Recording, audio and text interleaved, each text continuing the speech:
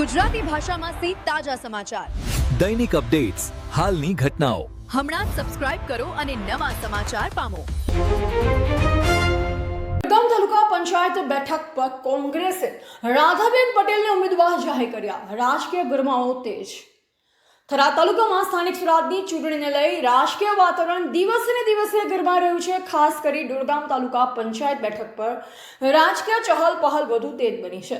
આ બેઠક માટે કોંગ્રેસ પાર્ટીએ પોતાના ઉમેદવાર તરીકે રાધાબેન પટેલના નામની સત્તાવાર જાહેરાત કરતા જ તાલુકા રાજકારણમાં ચર્ચાઓનો ધમધમાટ શરૂ થયો છે. કોંગ્રેસ દ્વારા રાધાબેન પટેલ પર વિશ્વાસ વ્યક્ત કરવામાં આવતા પાર્ટી કાર્યકરોમાં ખુશીની લાગણી ફેલાઈ ગઈ છે. રાધાબેન પટેલ સ્થાનિક સ્તરે લાંબા સમયથી સામાજિક પ્રવૃત્તિઓ સાથે જોડાયેલા રહ્યા છે અને ગામના વિવિધ પ્રશ્નને લઈ સક્રિય ભૂમિકા ભજવી ચૂક્યા છે, જે કારણે તેમની ઉમેદવારી મજબૂત માનવામાં આવી રહી છે. પાર્ટીના સૂત્રો મુજબ વડગામ બેઠક કોંગ્રેસ માટે મહત્વપૂર્ણ માનવામાં આવી રહી છે અને આ બેઠક જીતવા માટે ખાસ વ્યૂહરચના તૈયાર કરવામાં આવી રહી છે. કાર્યકરોને એકજૂટ રહી પ્રચારમાં ઝંપલાવવાની સૂચના આપવામાં આવી છે. ગામડા વિસ્તારોમાં મતદારો સુધી પહોંચવા માટે ડોર ટુ ડોર સંપર્ક અભિયાન અને સભાઓનું આયોજન પણ હાથ ધરવામાં આવશે. બીજી તરફ અન્ય રાજકીય પક્ષો પણ આ બેઠક પર મજબૂત ઉમેદવાર ઉતારવાની તૈયારીમાં છે, જે કારણે આ વખતે વડગામ બેઠક પર સીધી અને કઠિન ટક્કર થવાની સંભાવનાઓ વ્યક્ત થઈ રહી છે.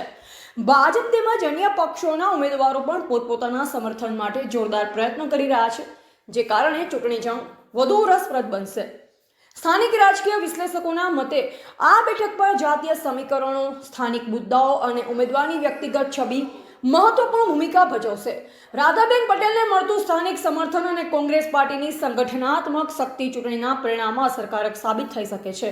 હાલ તો રાધાબેન પટેલની ઉમેદવારીને લઈ કોંગ્રેસમાં ઉત્સાહનો માહોલ છે, જ્યારે વિરોધ પક્ષો પણ પોતાની જીત માટે વ્યૂહરચના ગોઠવી રહ્યા છે. હવે મતદારો કોના પક્ષે વિશ્વાસ વ્યક્ત કરે છે અને વડગામ તાલુકા પંચાયત બેઠક પર કોણ જીતનો ધ્વજ લહેરાવે છે તે આવનાર દિવસોમાં સ્પષ્ટ થશે. એવા રાણાભાઈ પારેગી, વાવ, થરાદ.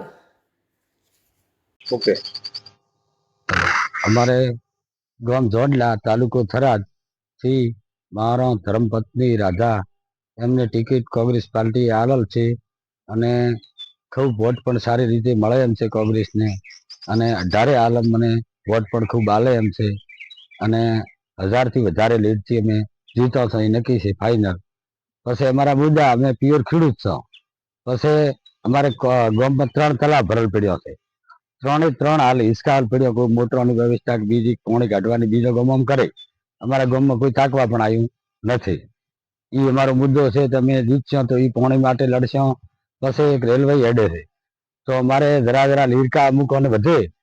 અમારે દુર્ગમ પંચાયતમાં દુર્ગમમાંથી નાગલામાંથી પડે છે, તો એ મુદ્દા મેં બધા ઉઠાવશો કે એ જમીન જરા વધે એ સરકાર લઈ લે કે હરસાવે ગમે તે કરે, એના માટે લડશો. પછી એક વીજળી ધોંભલાવાળો હેડે છે, બરોબર.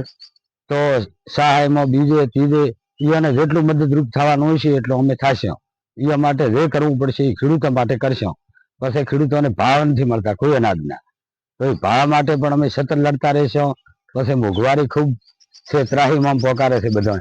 એટલે આ વખતે બધા કોંગ્રેસને જો હોય ને કોંગ્રેસનો બધે વિજય થવાનો છે આખા થરાદ તાલુકામાં, જિલ્લામાં, બરોબર.